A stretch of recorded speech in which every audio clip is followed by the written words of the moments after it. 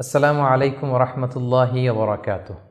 আল্লাহ তালা ইরশাদ করছেন, ইয়ামহাকুল্লাহুর রিবা ওয়া ইউরবি সাদাকাত, অর্থাৎ আল্লাহ তালা তিনি সুদকে মিটিয়ে দেন এবং সাদাকাকে তিনি বাড়িয়ে দেন। কালামুল্লাহ মাজিদে আল্লাহ তালা দানকে বা দানের উপমাকে তিনি একটি চারা বীজের সাথে তুলনা করেছেন। যে চারা বীজে থাকে 7টি শীষ, যার প্রতিটি শীষে থাকে শত শস্য দানা। আল্লাহ তাআলা যাকে চান তাকে বহুগুণে প্রবৃত্তি দান করে থাকেন। প্রিয় দিনী ভাই এবং বোনেরা, দান মানুষের জীবন থেকে বিপদকে তাড়িয়ে দেয় এবং দানশীল ব্যক্তিকে আল্লাহ তাআলা বড্ড পছন্দ করেন।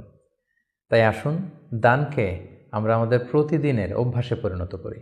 রাসূলুল্লাহ সাল্লাল্লাহু আলাইহি ওয়াসাল্লাম ইরশাদ করেছেন, আহাব্বুল আমালি ইলাল্লাহি আদওয়ামুহা ওয়া ইন ক্বাল্লা, অর্থাৎ আল্লাহর কাছে সবচাইতে প্রিয় আমল সেটি যেটি বান্দা নিয়মিত করে, যদিও সেটা পরিমাণে কম হয়।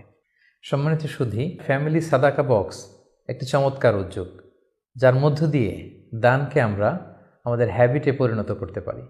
ব্যাপারটি খুবই সিম্পল। প্রতিদিন ঘুম থেকে উঠে এই ফ্যামিলি সাদাকা বক্সে কিছু না কিছু দান করুন এবং মাস শেষে দানকৃত অর্থগুলো সুবিধাবঞ্চিত কোনো মানুষের হাতে তুলে দিন।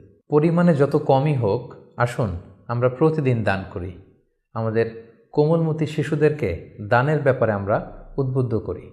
আমাদের প্রতিটি সকাল শুরু হোক ফ্যামিলি সাদাকা বক্সে কিছু না কিছু দানের মধ্য দিয়ে। আসসালামু আলাইকুম ওয়া রাহমাতুল্লাহি ওয়া বারাকাতুহু।